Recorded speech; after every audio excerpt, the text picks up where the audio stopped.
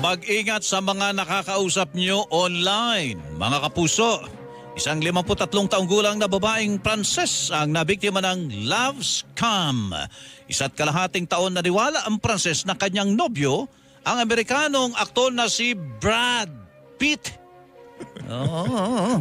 Regular mo silang nagpapalitan ng mensahe, litrato at video. Gwapo ni Brad yan, oh. Nagsasabi pa umano ng I love you sa kanya ang sikat na aktor pero scam pala ito. Ang kanya palang nakausap ay gumagamit lamang ng deep fake para makapagbigay ng mga peking litrato at video ng sikat na aktor. Nakuha na ng biktima ng aabot sa $850,000 o mahigit sa 49 million pesos. Diyos ko po.